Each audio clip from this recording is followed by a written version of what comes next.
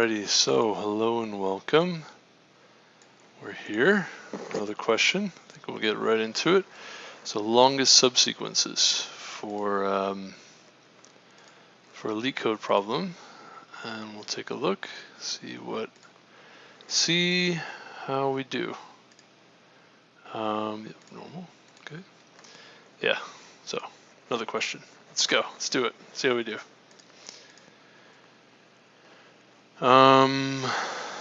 Also, I didn't realize I have. Yeah. Okay. Probably have already seen this question, but we'll take a look at it here. I already know we're gonna need a vector. All right. Given an integer array nums, return all the different possible increasing subsequences of the given array with at least 2 elements. You may return the answer in any order. Given array may contain duplicates, and 2 equal integers should also be considered a special case of increasing sequence. Okay, interesting. So not that many numbers. So there's this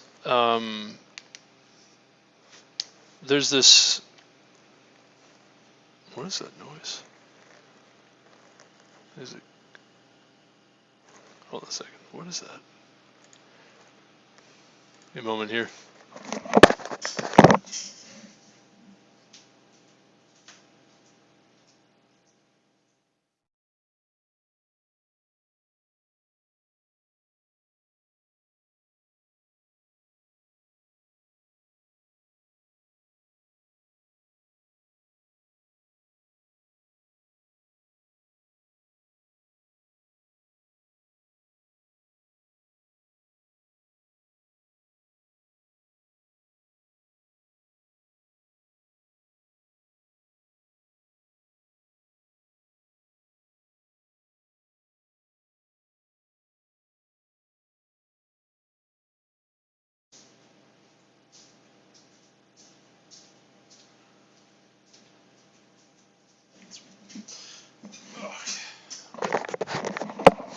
I don't know what that was. That was really weird. I think it was just a kid making noises. I guess, I don't know, I really couldn't make it out. Have no idea. I try to be somewhat alert, like if suppose somebody needs help, then I could be available. Although I'm very hesitant to help people. I think I mentioned this a few times in the past that like I basically tried to help someone once and nearly got killed. Someone tried to beat me to death, and I had to defend myself with my bare hands.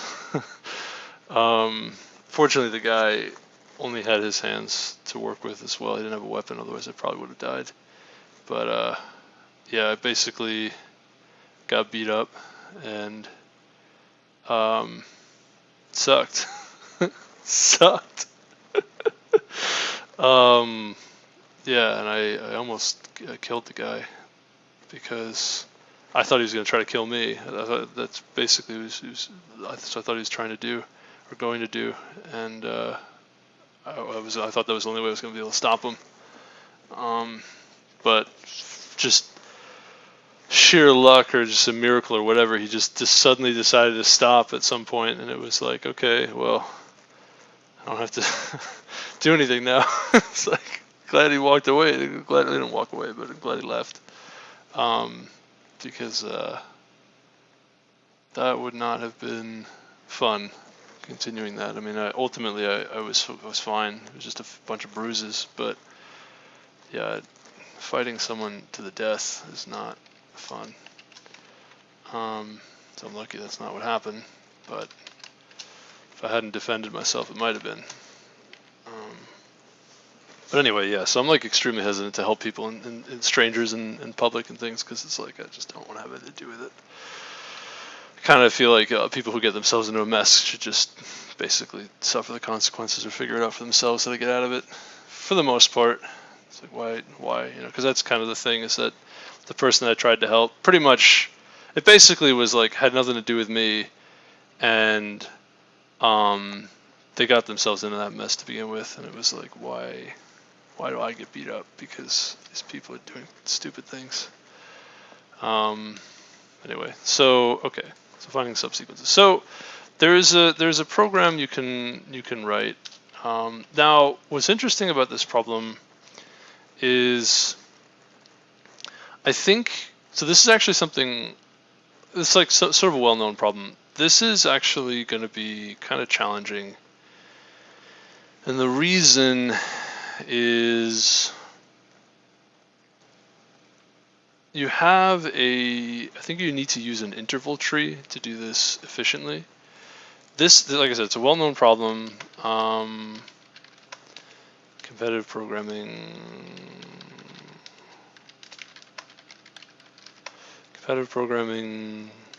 Let's just say competitive programming.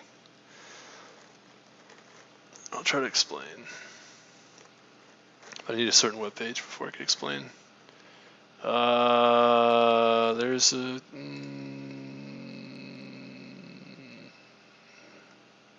You have to put CP in the search because the site had, yeah, CP algorithms. That's what it is. Okay.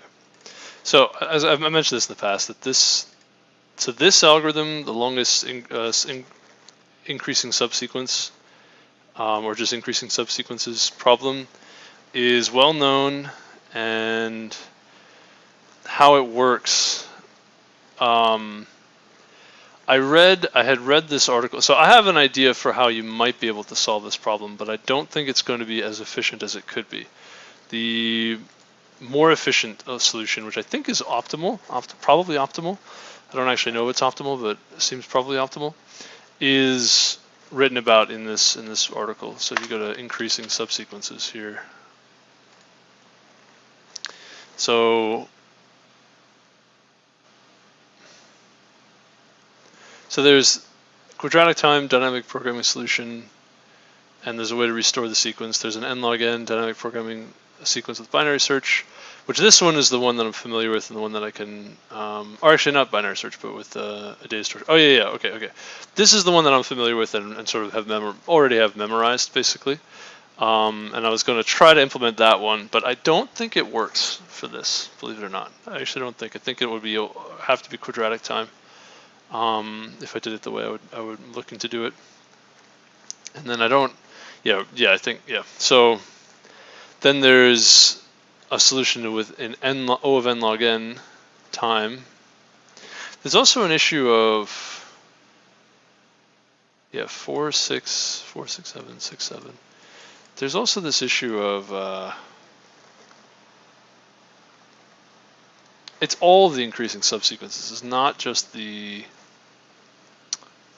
longest increasing subsequence. Actually, I think the best you can do is quadratic time, because the set of increasing subsequences, like if the whole thing was sorted left to right, with increasing or non-decreasing values, right? Then then I think it has to be quadratic. So I guess it doesn't matter then. I guess we'll just do the quadratic time algorithm then. What I wanted to say is that somewhere in here there's a so this solution with a data structure, they said, is using an interval tree, which interval trees are kind of like, I don't know, I'm like not super comfortable with interval trees. I probably need to practice them more. I feel like that's what like that's how I feel about interval trees, regardless of how much I practice with them, is that like I feel like I always need more practice with them because they're just kind of awkward as a data structure. We can review them again in a moment, but so number of longest increasing subsequences, smallest number of non-increasing subsequences covering a sequence, right? Related problems, but this one, there's a generalization here. But you need to use the interval tree in order to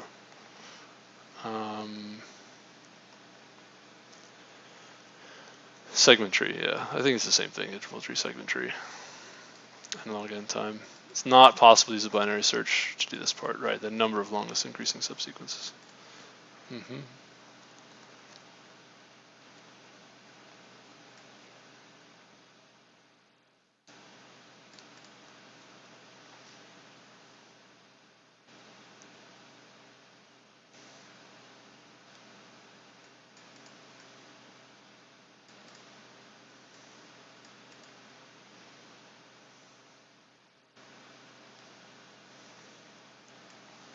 Yeah, I don't actually know how I would do this with a binary search tree. So like this is like a question I would like to solve at some point with an interval tree. But this is actually not the same question that we're looking at. I think the question we're looking at, I don't think we have. I think we are stuck with quadratic time complexity as a hard lower bound because of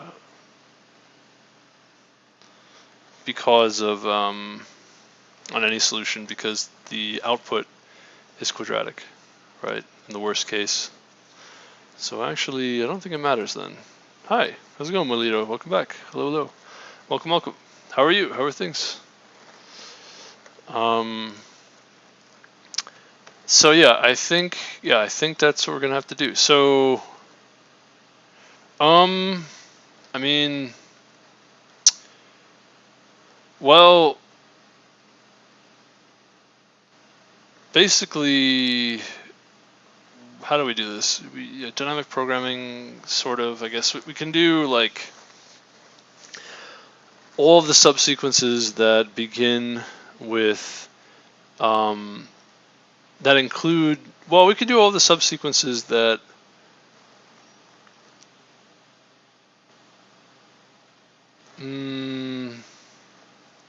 I want to say something like this, where you have, let's say it's like a 2D matrix or something.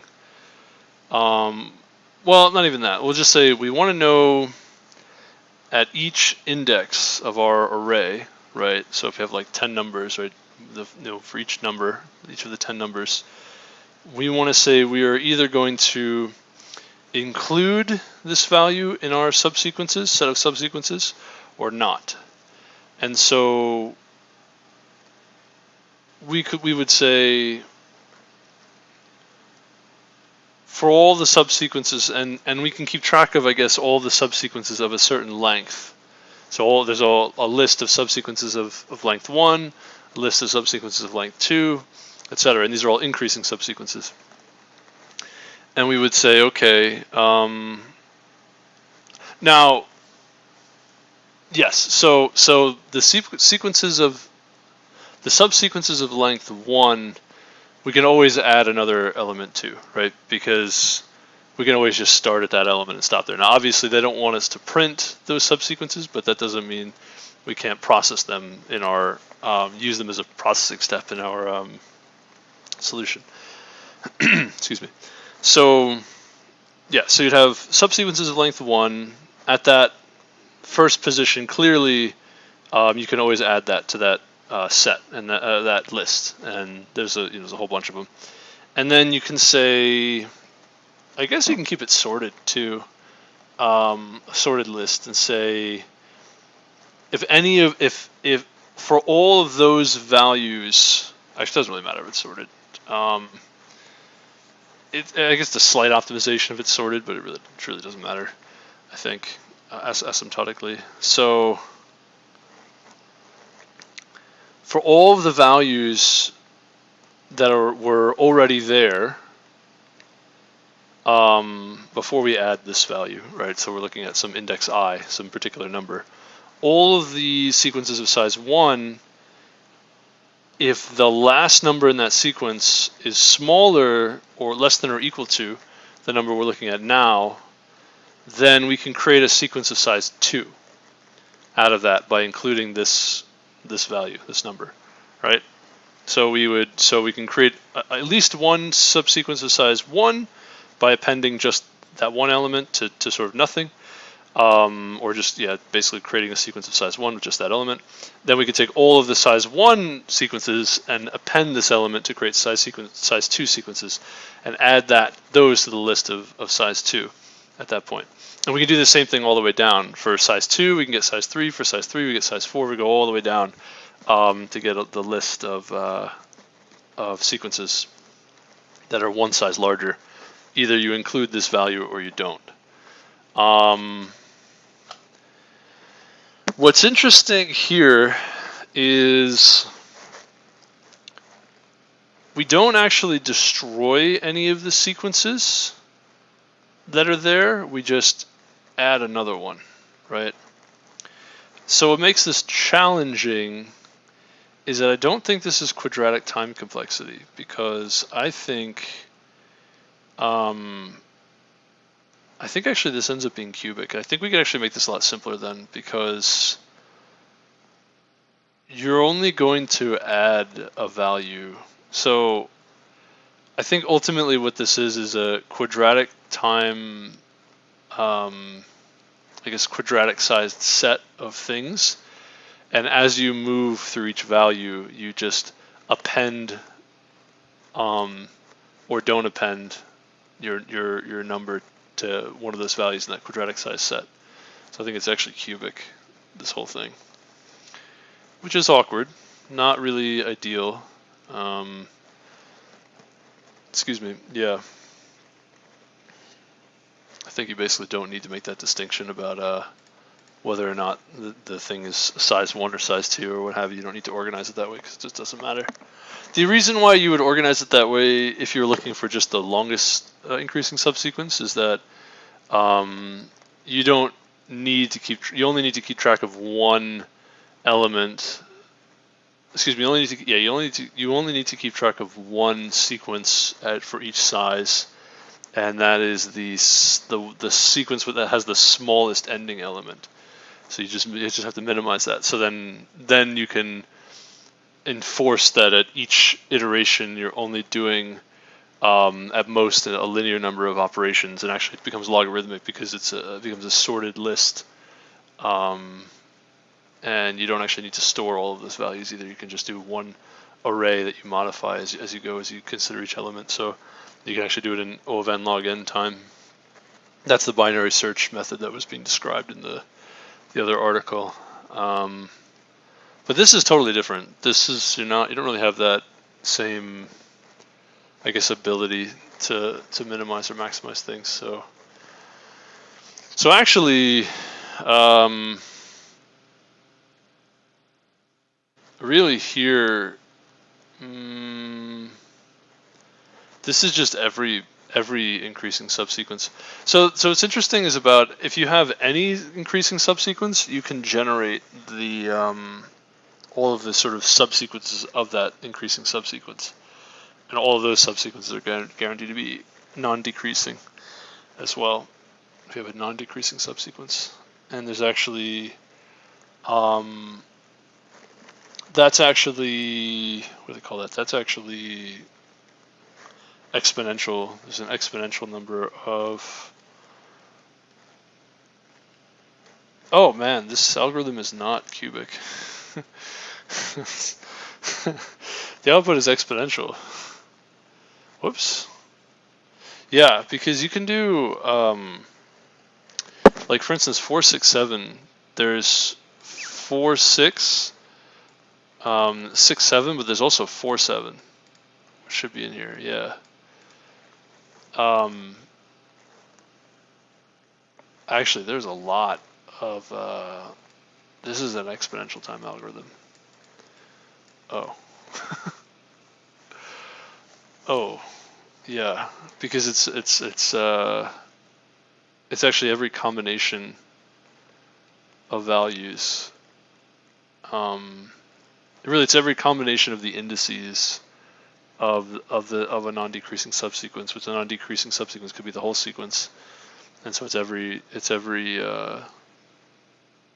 combination of okay, greater than equal to 2, which is still exponential. It's just 2 raised to the n minus n, which is just 2 raised to the n.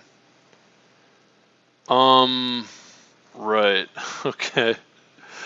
Actually, it'd be 2 raised to the n minus n minus 1 because we're not including the empty sequence here, but that's, yeah, not kind of minor. Minor point. So, right.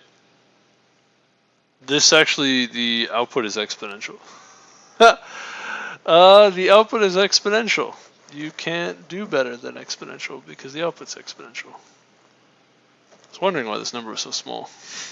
It's like, this is kind of a small number. Like, this isn't that hard of a problem. This doesn't need to be. Why I thought it would be cubic time. Very silly. It's not cubic time. It's not cubic time. So this is just like a brute force algorithm. This is like, there's nothing to do here. you just take the vector of vectors and do exactly what I was just suggesting. At each step, you just either add the element or not to the subsequence. That's it. Yeah. So. Yeah, pretty interesting. V and ret. Let's say. So. We're going to say we could do something like this where, yeah, so we'll push back an initial vector, an empty vector.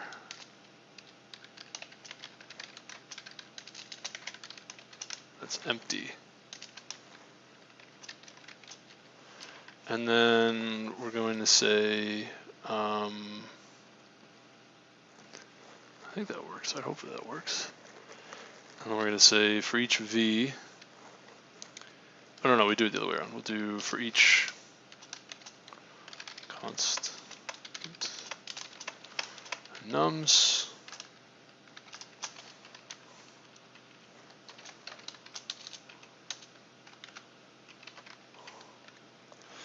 and we're going to say if v dot back is less than or equal to x, then we're going to take, we're going to say standard vector of vector, a new ret. It's actually, yeah, or just append ret. We'll just say append. Say append dot push back a copy. Really, it's going to be a copy.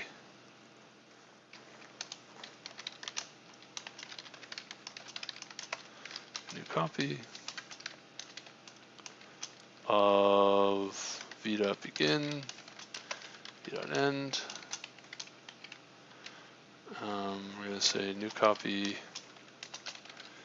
dot push back x, and then push back our new copy into this append, and then we're going to say we're actually going to end up looping over this twice. So I think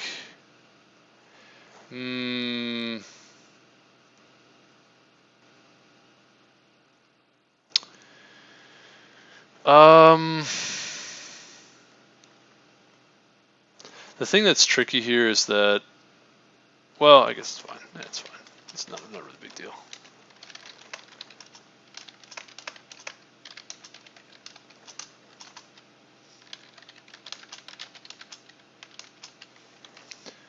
Yeah.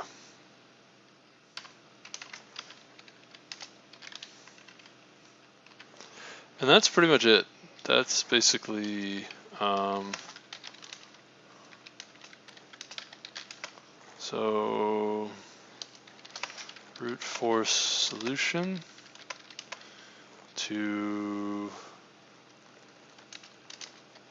generate all of the subsets of any of the, yeah, subsets of the non-decreasing sequences. And then filter out the subsequences that, oh yeah, okay, that don't have at least two elements. So what's interesting about this is we can use an algorithm that you don't see very often. So this isn't like the most efficient approach to this problem. Probably a better way of doing this, but I kind of was like conflicted about what to do. All right. Apparently you can do a remove if, which is interesting, and you would do ret begin, ret end, and you would say, you can also use standard begin, standard end. That works too, but that's okay. Ret end, ret begin, and you're going to say lambda return we're going to say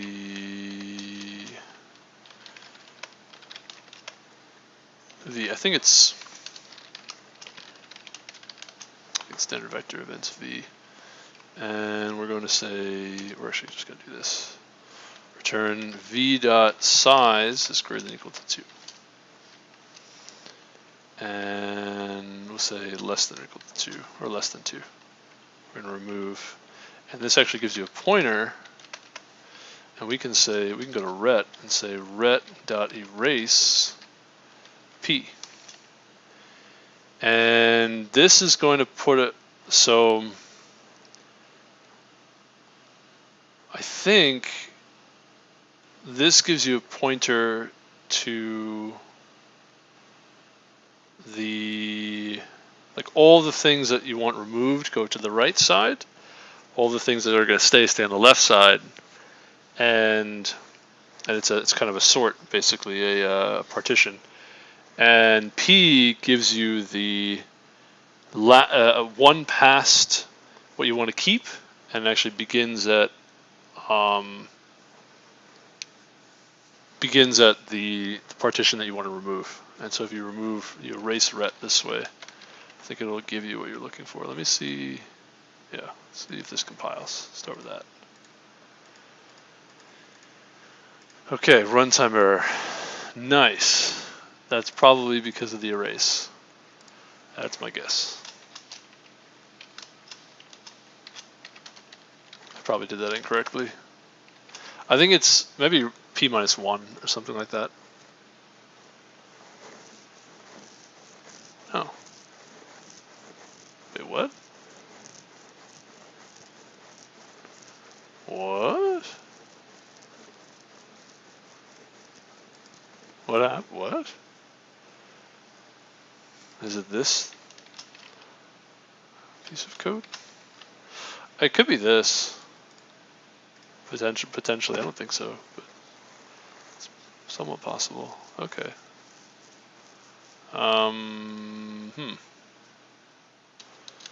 Which part of this is wrong?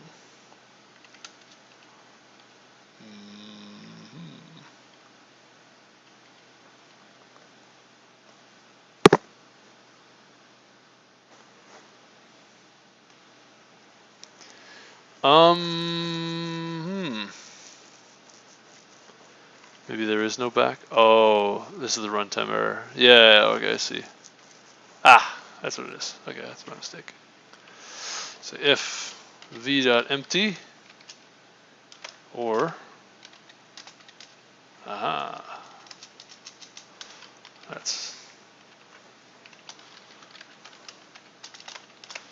that's a very subtle thing there. Oh. That's function. I'll explain what's going on there in a second. Oh yeah.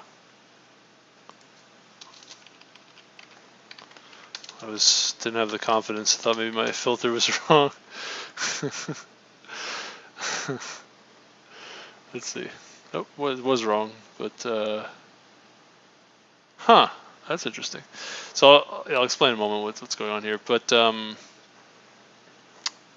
v.empty, if it's true, then that means you're going to push back the value automatically.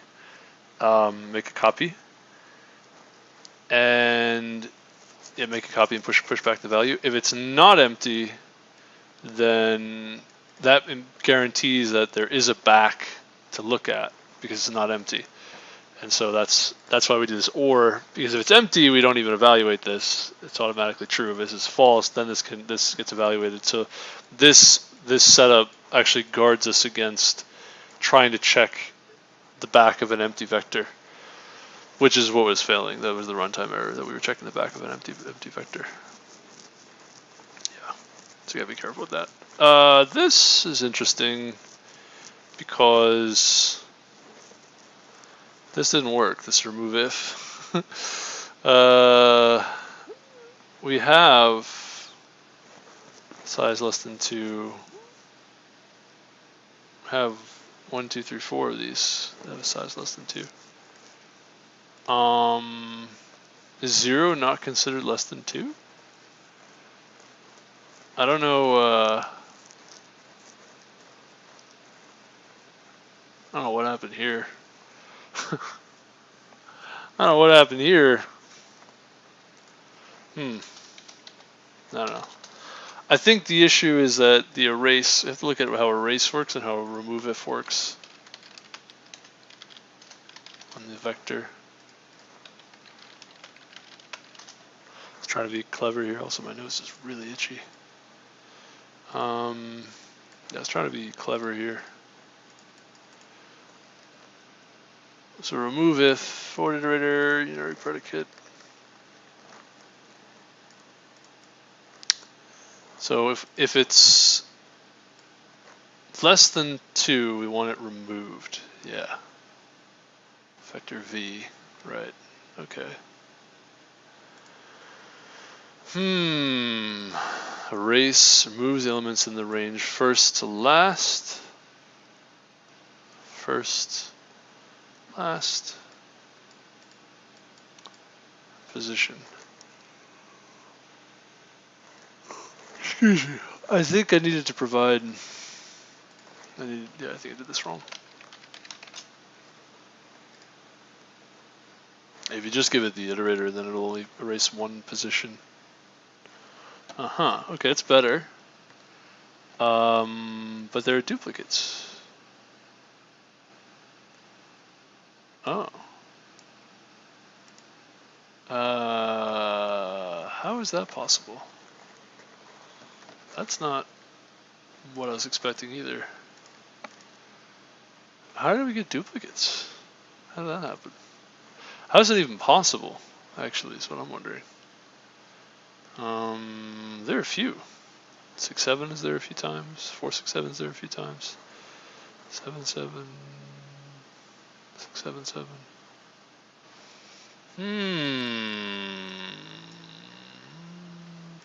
Now I can understand there being duplicates because we have 6, 7, 7 there a few times, but not. No, that's not what I was expecting. That is definitely not what I was expecting. Excuse me.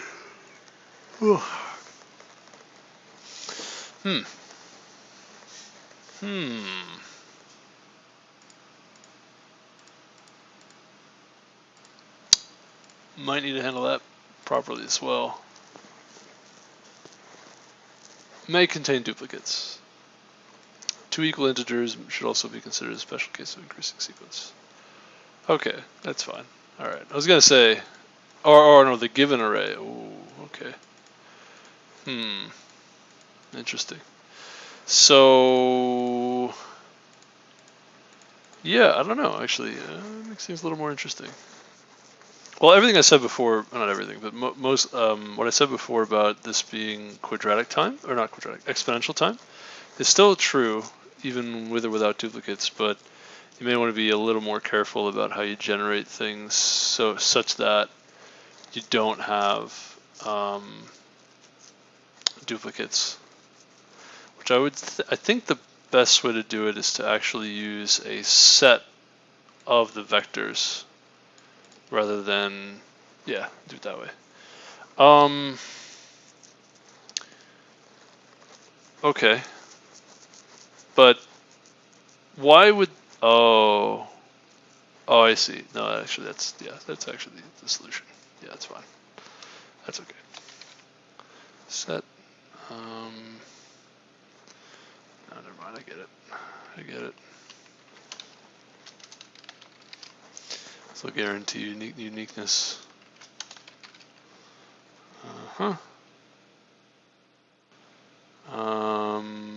Should this just be?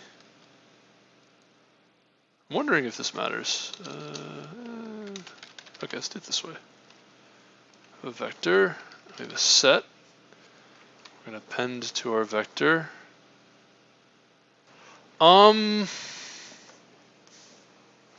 No, I mean,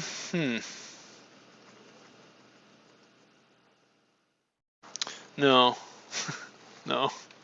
All right. Alrighty. Yeah. Okay. We'll do it this way. So it's insert, and then we're gonna say new copy, push back, insert the new copy,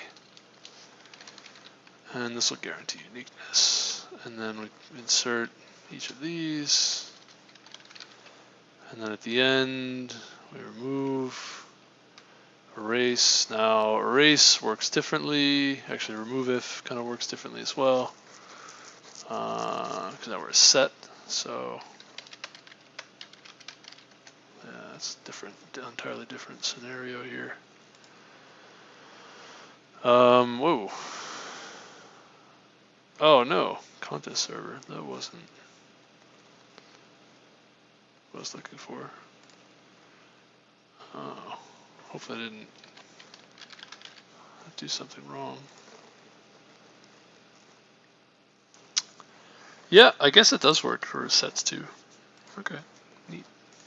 All right, what does that do? Compile error. Oh, can we just return a set now? Can we just change the function signature altogether? No, okay. The problem with this is that we need to copy everything into a vector at the end, which is kind of annoying. I'm trying to figure out a way to do this like in tandem, kind of do it together.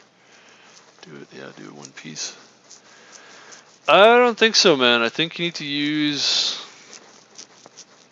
like, this could just be a vector, but the problem is that the vectors that get generated,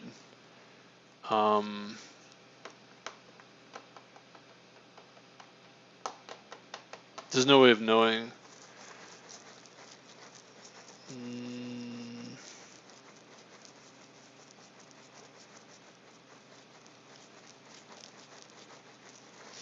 Unordered set is another way of doing this, by the way, but I think it's a little bit better to use a set only because it's kind of built in, has a way of comparing all the elements. We can write like a hash function, you know, for the keys, but I think you might as well just use a set.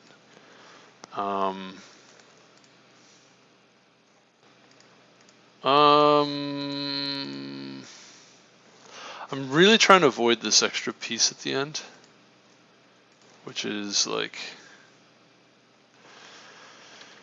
okay, would look something like the following.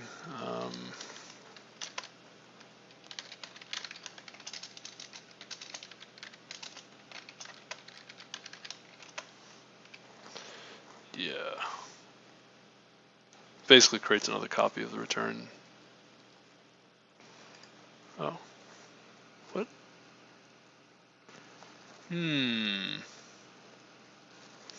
Also, you can see this is GCC that they use to compile, which is kind of neat. What is the issue?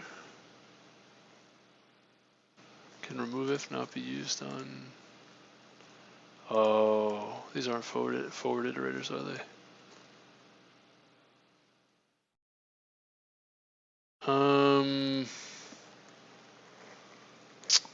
That's unfortunate. All right, whatever. We'll just do it this way. It's fine. We don't need to. This is kind of bad anyway if we do it this way. So we're gonna say vector.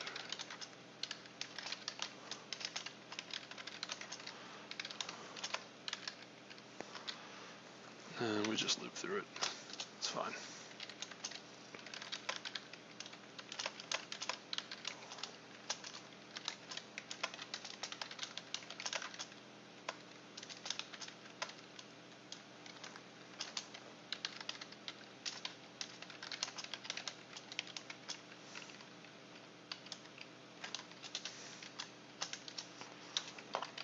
Excuse me. Yeah, I was gonna try to get fancy here with the remove if, but apparently this doesn't work if it's a set for reasons that are beyond me.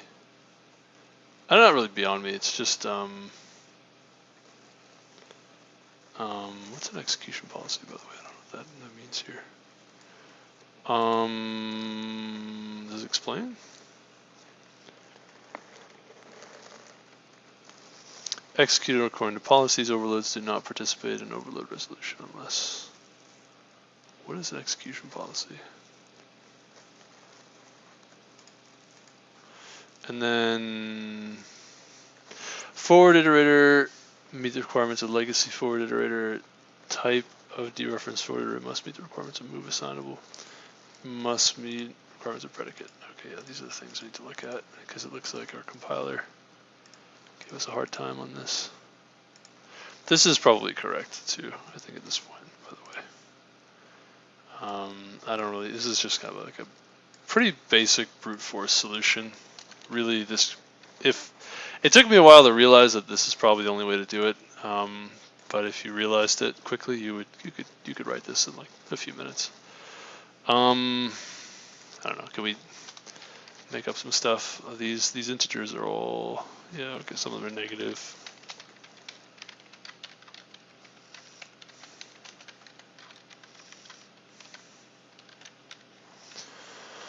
One, 2, 3, 4, 5, 6, 7, 8, 9, 10. Let's go for 15.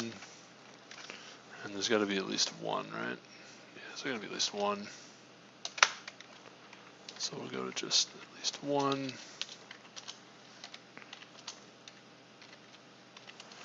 And then we'll add some stuff here. 6, 7, 10, 4, negative 100. 1, 2, 3, 4, 5, 6, 7, 8, 9, 10, 11, 12, 13, 14, 15. Okay. So the 15 sequence could be kind of expensive. Oh, okay, it's fine. So if we do 1, 2, 3, 4, 5, 6, 7, 8, 9, 10, 11, 12, 13, 14, 15, 16, no, it's at 15. 1, 1, 2, 1, 1, 2, 2, 2, 2, 1, 1, 1, 2, 1, 2. 1, 2, 3, 4, 5, 6, 7, 8, 9, 10, 11, 12, 13, 14. And we'll do 10. Alright, how do we do? For some reason it still runs, well, 2 to the 15th is not a lot, it's like only 30. No, excuse me, 2 to the 15th is a pretty good amount, actually. 32,000, yeah. 100 milliseconds. Whoa! Wow, that's a lot. Alright, let's go for it. See how we do. Hey, got there. Alright, not the most efficient, but whatever. It's not. There's probably another better way to do this. I'm not really aware of. This is kind of inefficient here. Trying to think if there's a better way to do this. Not really. Well, I mean, you can do,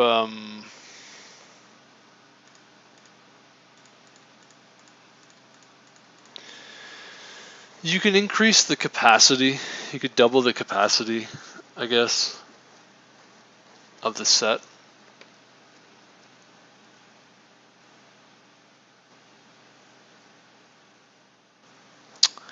The tricky thing is that you're gonna go ahead and merge these two sets, and can actually do a merge. A set merge is probably more, not that much more efficient, really.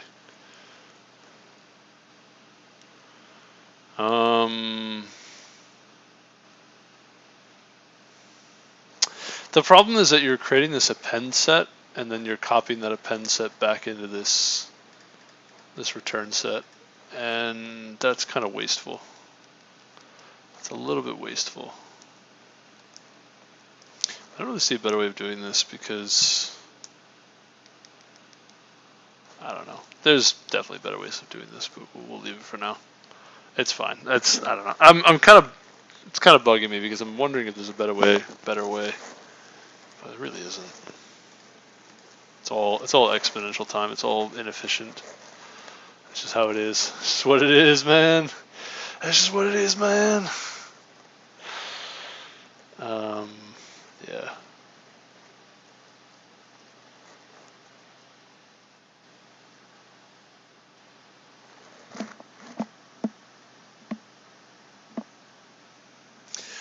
I guess as I suggested before, if you break this into pieces, if you partition this into different sets, then you can push the new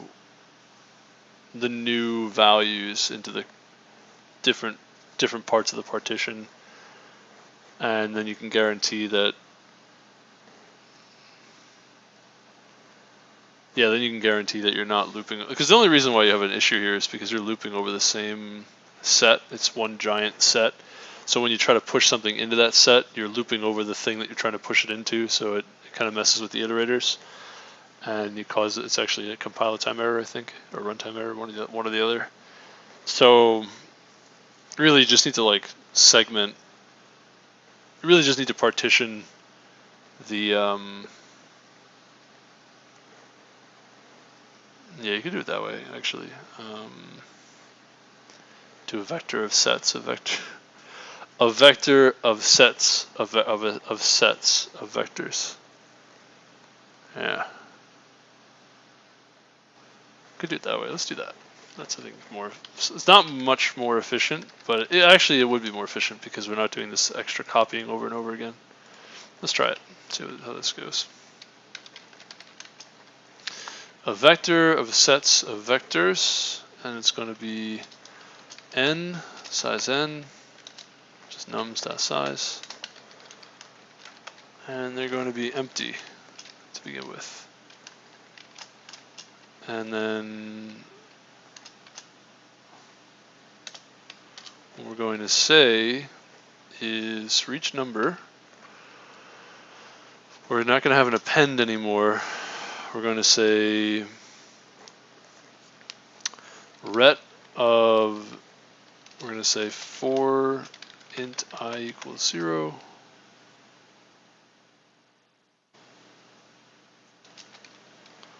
I equals 1, I is less than nums.size.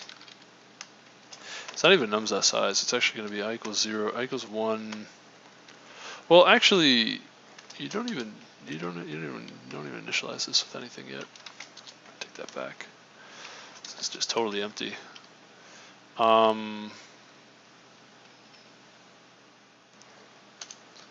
So the initial, so yeah, so okay, push back an empty set. Has no vectors in it. Right? Empty set, nothing in it. We're going to say for each set in ret, really should go from I equals 0, I is less than ret.size. We're going to say set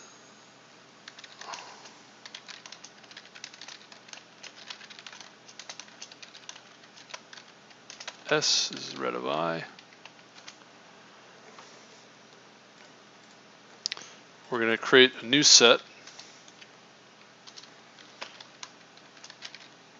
or no, not even a new set. Yeah, okay. So if yeah, okay, we'll do it this way. I got it. So for const auto v in S, say, here we are. This is this thing. This piece of code is the same. So for each vector in that set, if that vector is empty, or that the back of that vector is less than or equal to this new number that we're considering, then we're going to create a new copy of that vector, that list of numbers, and we're going to insert that. Now here's here's the interesting part. So if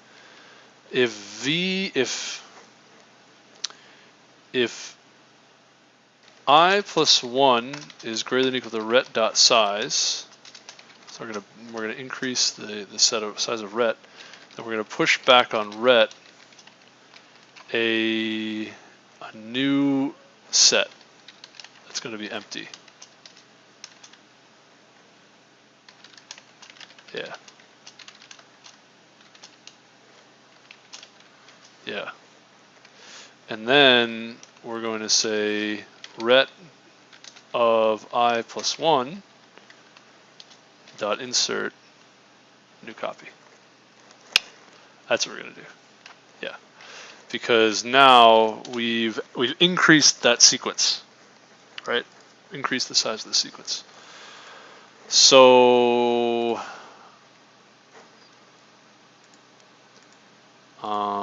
okay. But the thing about all of this is that we're still going to do one giant copy at the end to create this vector. So I don't really save any computation doing this, do we? We don't really save anything. I think this is a little bit better. I don't know, maybe I'm wrong. Well, we do a big copy at the end anyway, so it's fine. Okay, so this is better, I think. So, yeah.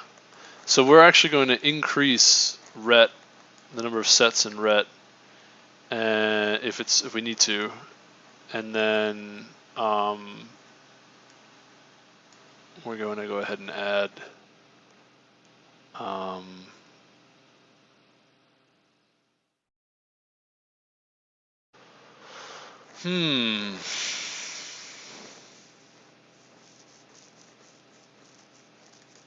add this copy to I plus 1.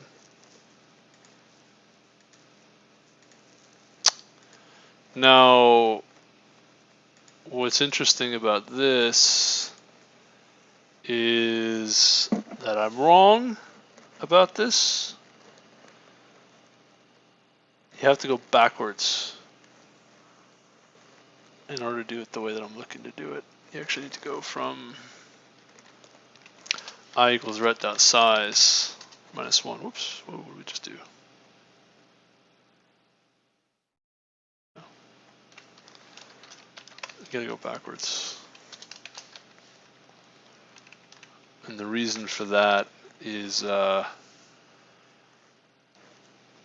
because you're going to loop through things that are smaller and then add those things to the previous set, I guess. That's really interesting. Yeah, so actually you have to do it the other way around. Because then you have the same problem you had before where you're adding things to a set that you're going to look at, you're either looking at or you're about to look at. So then you end up with a problem. So you actually need to go backwards. So you're just going to say S is ret of I. If you need to add, then you do. Otherwise,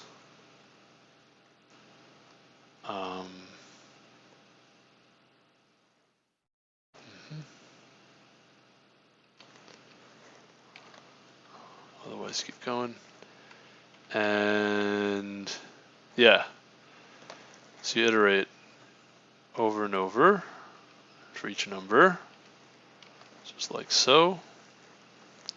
And then at the end of this, you can perform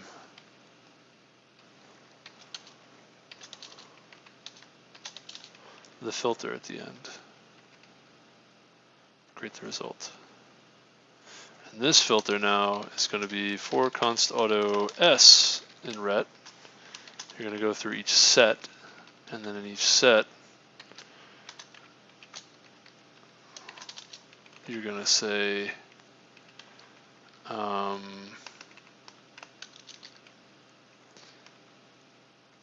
it's actually going to be not every set. It's going to be for I equals, it's not going to be 0, which has size 0 sequences, or 1, but it's going to be from 2. Yeah. And we're going to say standard set of vectors. And this is quite the quite the oops, whoa.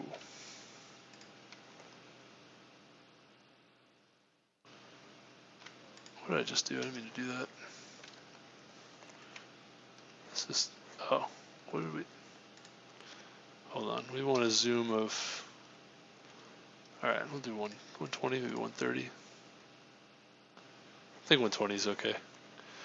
Yeah, I messed up the zoom. So, I is less than ret dot size plus I.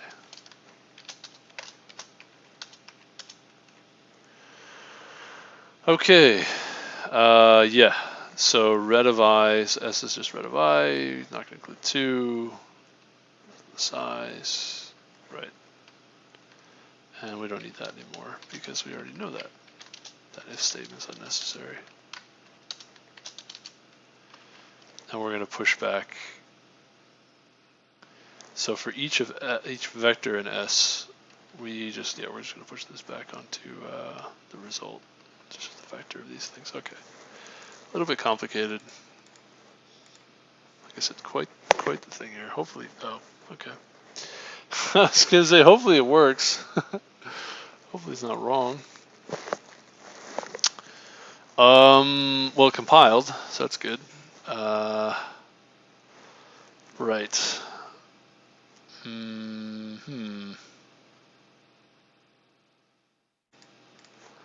What do we get at each step? So this is for each number. We're going to loop over our vector of sets of vectors from the back. And initially it has one set, which is empty. And you're going to say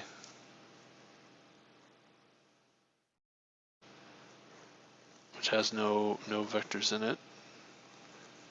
It's empty set. You're going to say for each vector in that set. So this doesn't do anything. So nothing happens initially. I see. So I think you would want the empty set here. So I think you actually do want one vector of integers, which is empty. I think you'd want to start with that. I could be wrong about that.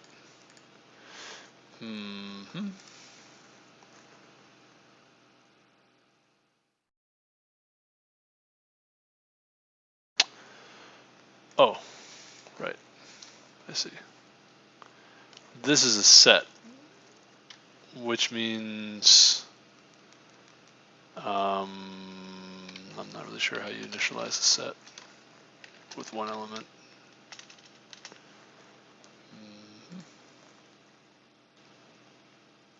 It's interesting that you can erase. Yeah, I didn't.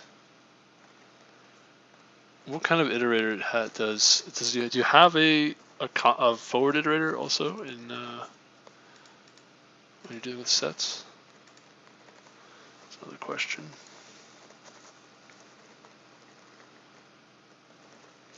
Oh, this is parallelization. Okay, interesting. Ah, okay. Par.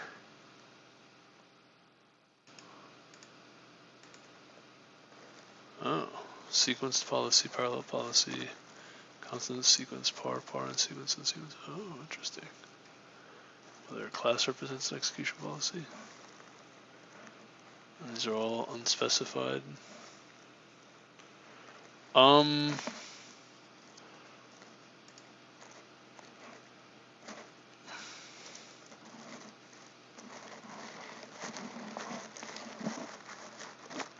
Parallel algorithms execution may not be parallelized. Parallel invocations of element access functions. The invocations of element access functions in parallel algorithms invoked with this policy usually specify a standard execution sequence are indeterminately sequenced in the calling thread.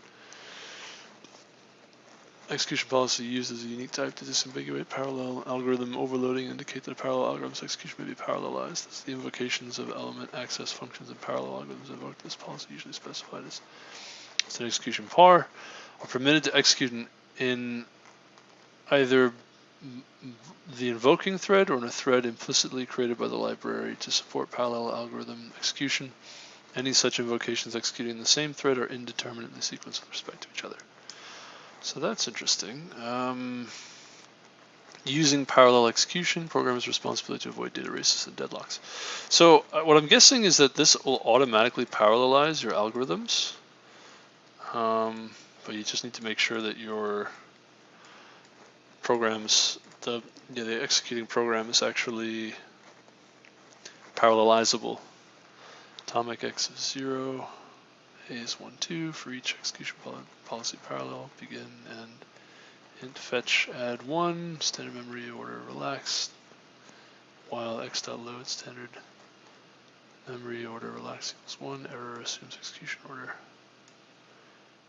Oh, interesting. Utex x is 0, m, execution parallelization status, start end, lock guard, guard m, plus x. Huh. So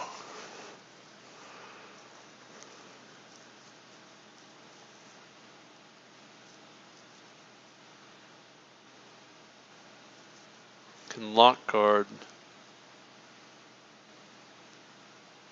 I saw a piece of code for using a for each argument, which would basically give you like calling a function on a variadic number of parameter arguments or arbitrary arguments of different classes and things. And what I thought was interesting about that was, well, not what I thought, but what you can see is that actually that won't be parallelizable, or at least, yeah, or at least it's not. I guess it could be parallelized, but you need to define the execution policies. I guess you could extend it, but what I saw at the time didn't have like the execution policy as part of the function call. Anyway, it's sort of beside the point, kind of unrelated to anything. Oops. Unsequenced execution policies are the only case where function calls are unsequenced with respect to each other, meaning they can be interleaved. In all other situations in C++, they're indeterminately sequenced. Cannot interleave. Because of that, users are not allowed to allocate or deallocate memory or acquire mutexes, use non-lock-free atomic specializations, or in general perform any vectorization unsafe operations when using these policies. Vectorization unsafe functions are the ones that synchronize with another function. Mutex unlock synchronizes with the next mutex lock. Oh, I see. Okay. LockGuard constructor calls lock. Oh, I see. So you can't do par unsec.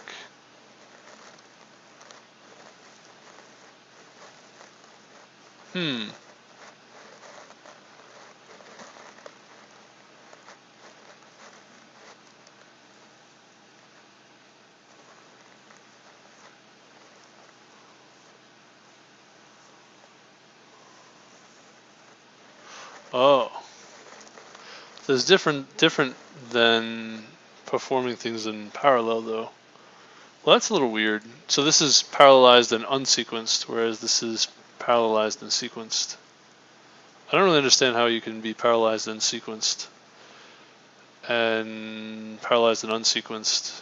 Yeah, I don't know how you can guarantee a sequence in parallel, and then also I don't know if it's unsequenced. Yeah, I guess you try to run things that are. Oh, I see. That's very interesting. Have locks and whatnot, then you have a problem because you won't unlock. Things are kind of randomly calling. Okay. The implementation cannot parallelize or vectorize due to lack of resources. All standard execution policies can fall back to sequential execution. That's super interesting. Okay. I don't really know. I guess it's implementation defined. So I guess the library, the compiler, will actually cause some kind of parallelization mechanism to come into play.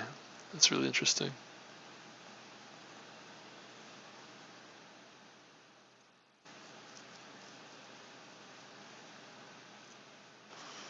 Okay, and there's exceptions. And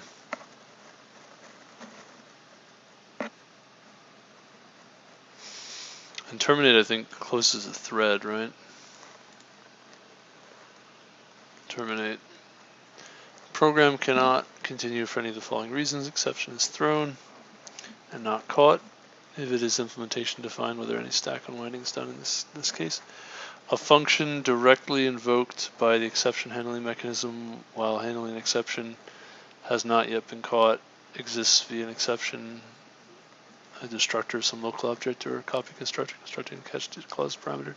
Constructor or the destructor of a state or thread local object throws an exception. Function registered with standard add exit or at quick exit throws an exception. Dynamic exception specification is violated and the default handler for standard unexpected is executed. Non-default handler for standard unexpected throws an exception. It violates the previously violated dynamic exception specification. The specification does not include standard bad exception. Rethrow nested. Oh wow. Terminate handler calls standard abort. Default is abort. It's kind of funny. I like all these like things. Destructor reset the terminate handler during stack unwinding, and the unwinding later led to terminate being called. The handler that was installed at the end of the throw expression is the one that will be called. Note it was ambiguous whether rethrowing applied the new handlers. Destructor reset terminate handler during stack unwinding is unspecified which handler is called. Excuse me. Unwinding later led to terminate being called. Causes abnormal program termination unless sig abort is being caught by a signal handler past the standard signal and the handler does not return. Destructors of variables with automatic thread local are not called. Functions registered with that exit at quick exit are also not called. Whether open resources such as files are closed is implementation defined. Implementation defined status is returned to the host environment that indicates unsuccessful execution. Abort function provides blocking or ignoring the abort handle signal.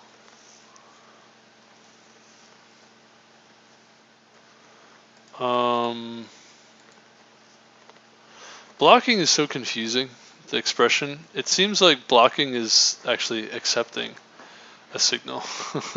They call it blocking a signal. It's more like blocking for a signal. I don't know. It's confusing. But I've learned that like when they say blocking and non-blocking, it's like, what does that mean? What do you mean by blocking or non-blocking? Please explain. Compiler intrinsics can be used to terminate the program as fast as possible.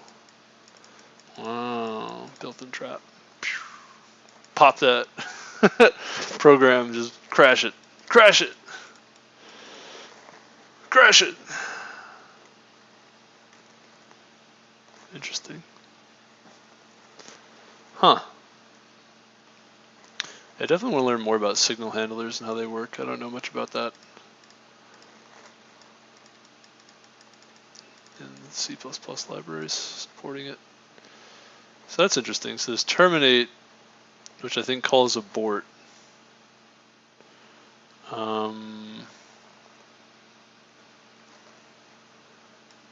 Yeah. Which, for the most part, calls abort, and so terminate happens if you run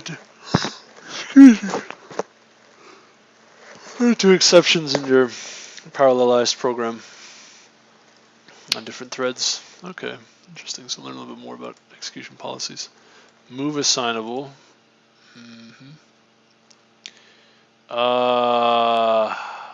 Okay. Have to learn what that means. And then also forward iterator. Now, what I want to know is the iterator from a set of forward iterator. That's the thing I'm looking for here. Which, yeah, we could get find. That's what we want to use. It's actually, what do we get?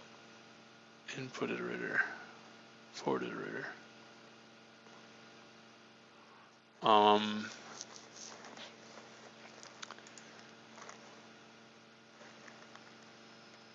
This is, oh no, this is not. I just thought this was the, I thought this was the set. We're looking for containers, sets, and we want,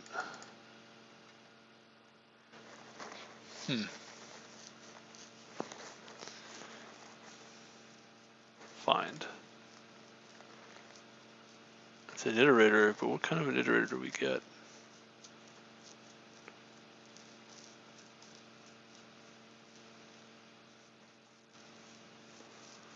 See, that's the thing I'm curious about.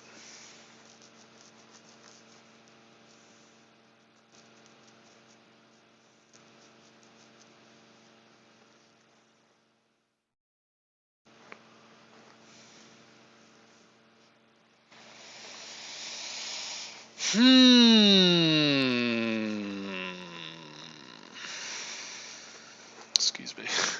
Excuse me.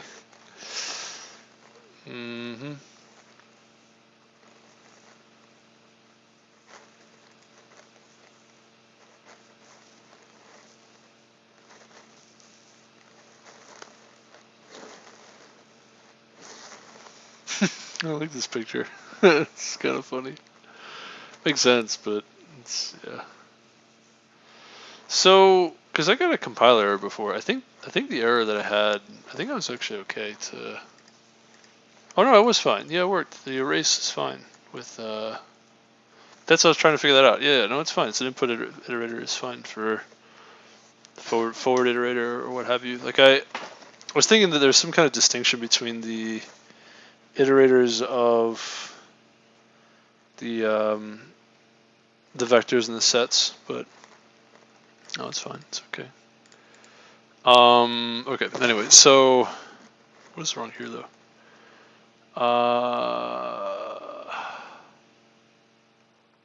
Oh yeah. Okay, we want one vector in this set, so we can just do this. We'll just do like starting set.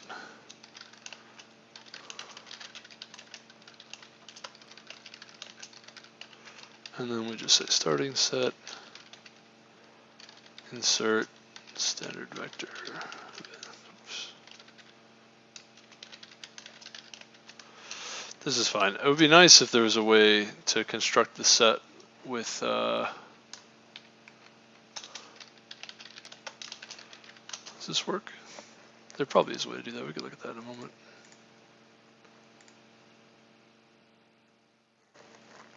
Let's see if we're correct. Hey, we're a lot slower though.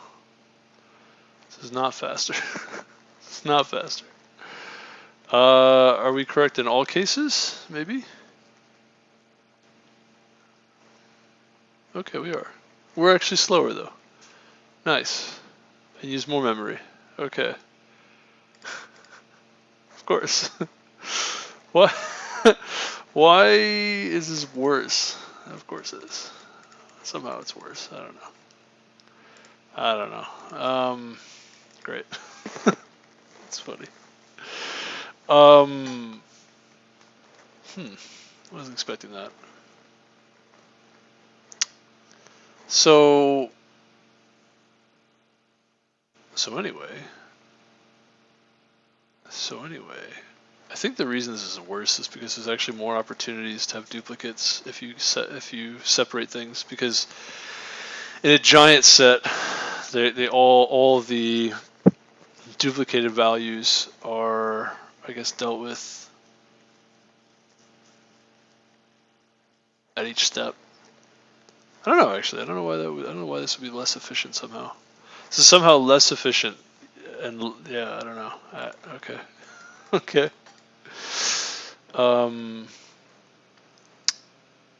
What was I saying? Generating a set.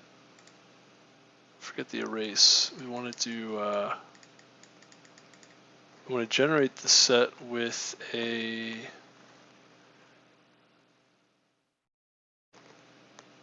initial value. I think that's what it was. Is this PMR C++ 17?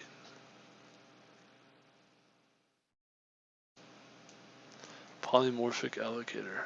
Okay, I don't know. I gotta look at the memory. I gotta look at the memory library because it's got a lot of stuff in there that I'm not super familiar with. Sorted set of unique objects of type keys. Sorting is done using the key comparison function. Compare, search, removal, insertion operations have logarithmic complexity. Sets are usually implemented as black trees. True, but what if I wanted to initial? There you go. Constructor. That's what I'm looking for. Okay. Comparator, allocator, input iterators, first, last, comparator, allocator, input iterator, first, last, allocator, set, first, last, compare, allocation. Oh, that's interesting.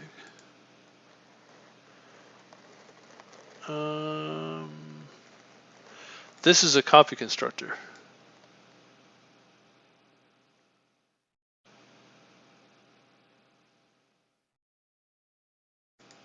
Wait, where's this compare coming from? Wait, what? Oh. Okay, I think I get it. This is a default comparator. All right, I think I understand. Are these copy constructors? This is the same thing. Yeah, I was gonna say this is. It's like what's going on here? It's confusing. I don't know. I think I get it, but it's a little confusing. There's another set. You copy. Yeah, there's also copy constructor. Copy constructor, or move constructor, R value constructor, also move constructor. I don't know what these allocators do. I don't know how that works. Initializer list in it. That's interesting. Oh, okay. So you can create a set out of an initializer list. Which these. What's interesting about initializer lists is that they're actually like const expressions. I think they have to be const expressions. They're not quite what you'd expect. Oh boy, value type in it. Yes, yeah, just initializes the set this way. Compare alloc, and I guess these are kind of the same ideas. Okay. Excuse me. So actually, I can use initializer list for my set. Aha. It's kind of what I did for the vector before. So you can do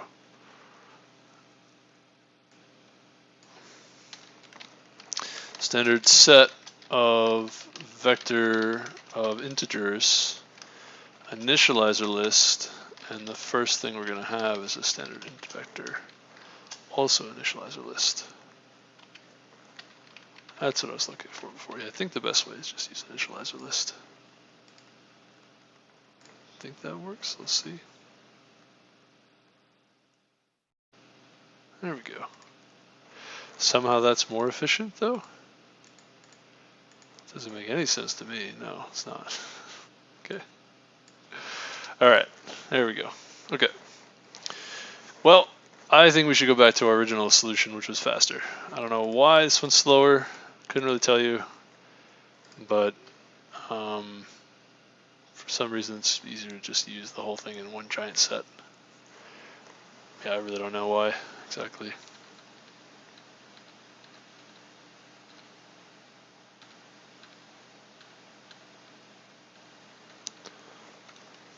Excuse me. I think, oh, I think remove if doesn't work the way that we, maybe it's fine, I don't know.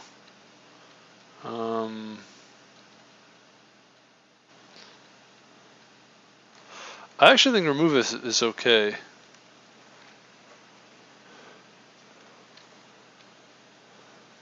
What happens if we do this? Yeah, I think the remove if is actually okay, even with a set, which is a little weird. I have to try it again though. Let me see, actually, I don't know, I'm curious now. Let's make these greater than or equal to 4 for now.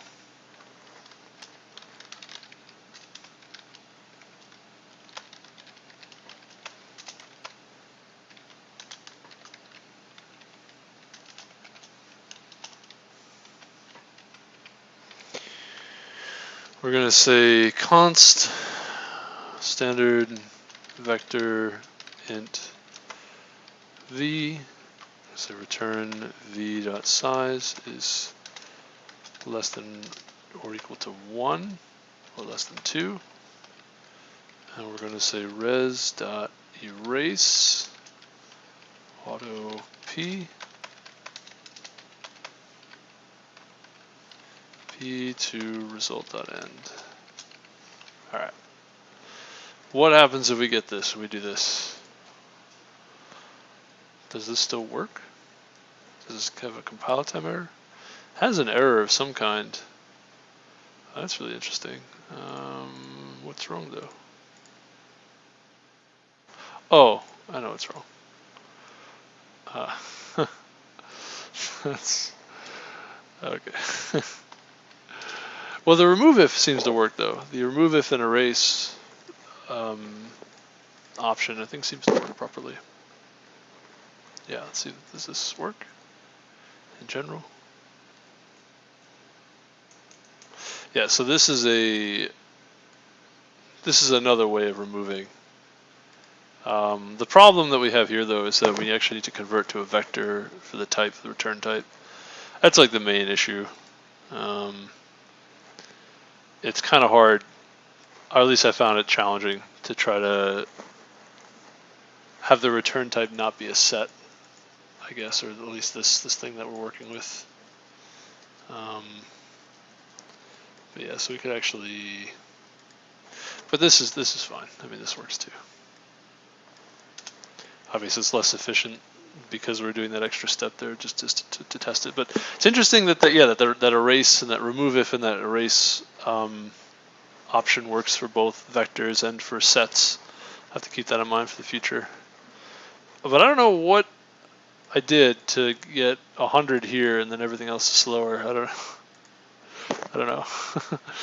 That's okay. We can move on from this problem though. I've been on this for over an hour now. This is like a super, I guess it's kind of a super easy question. I guess we could also check the discussion. I know I've kind of spent this much time.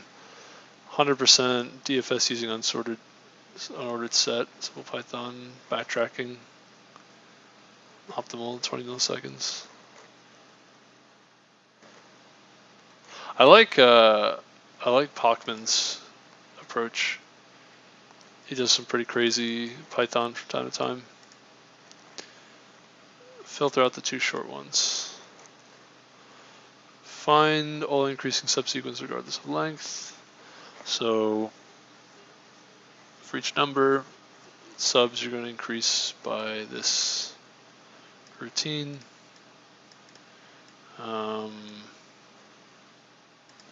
It's a set, or an unordered set, I guess. This is actually a dictionary, I think.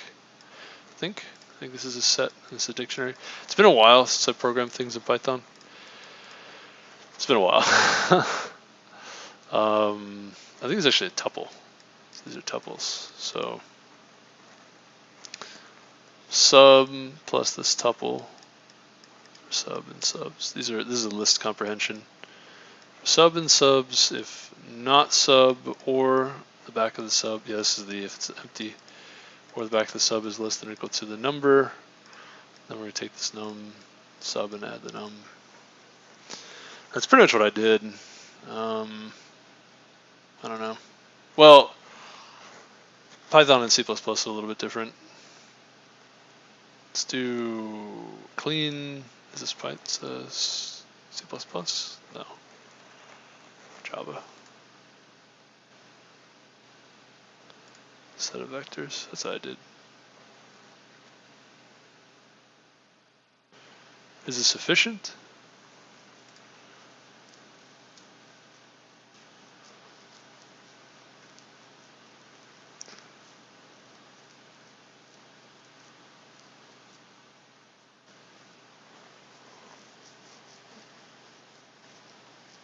Oh, it's a depth first search.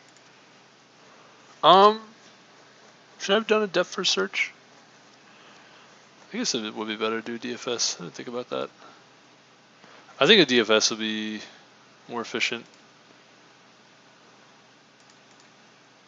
Yeah, we can do DFS. That's better. Yeah. But how do you do DFS?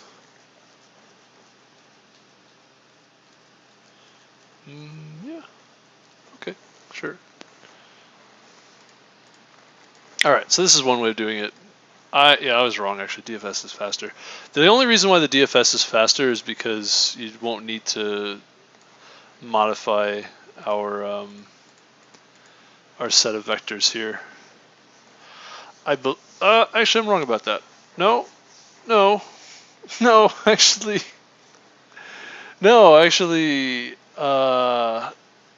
DFS is not much better than this. Actually, DFS is like almost the same thing. I don't think it's faster.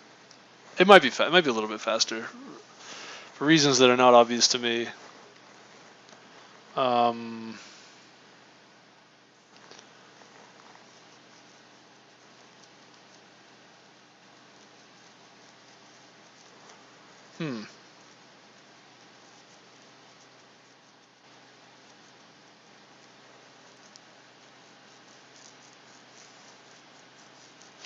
We can use an unordered set also, but we would want to use a hash map for that.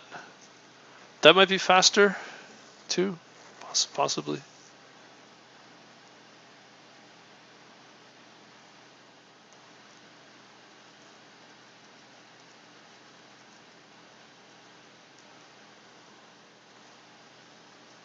Could also build this as we go, and that might be better too.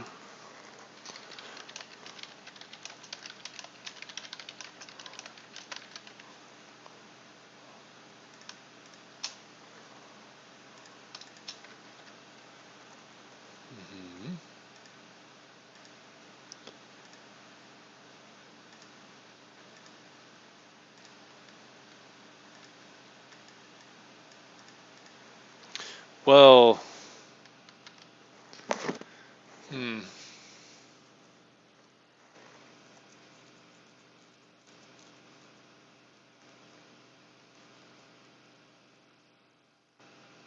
actually, there are a few things to consider here.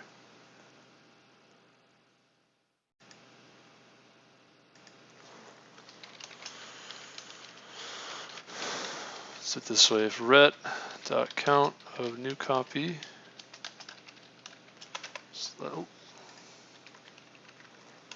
less than or equal to 0,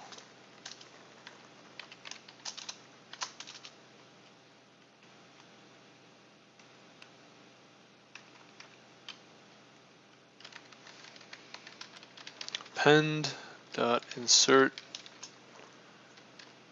new copy. So result.pushback new copy. And we're going to say, right, so if this is a new thing, and so now what's interesting is we also are going to check if new copy.size is greater than or equal to 2. And then we don't need this part. I want to say we can do this too. And this will also work. Something like this. Oh, okay. Well, we don't have the test cases anymore. Ooh, 1 100, -1, not 1 minus, but -1, 1, 2, 3, 4, 5, 6, 7, 8, 9, 10, 11, 12, 13, 14, 15. All right, how do we do?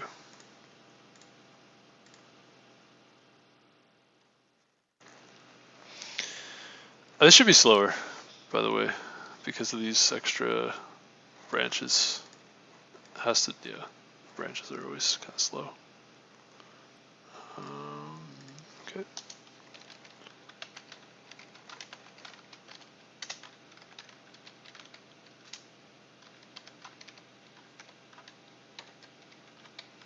All right, how do we do with this? Just throw some random stuff in there. Like I said, I think it's correct. It's just, I don't think it's much faster though, unfortunately.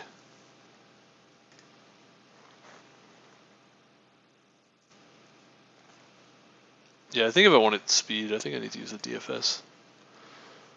I like the approach they had though. I think it's fine.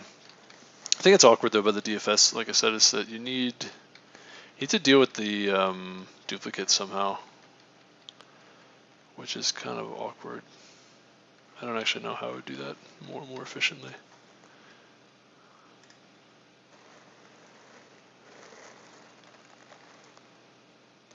Just make sure that we have the right answer before we move on to the next thing. I don't know. I don't know what to tell you about yeah, I don't necessarily think the DFS is much faster. I mean, maybe probably is. Maybe it is. I don't know. I don't know.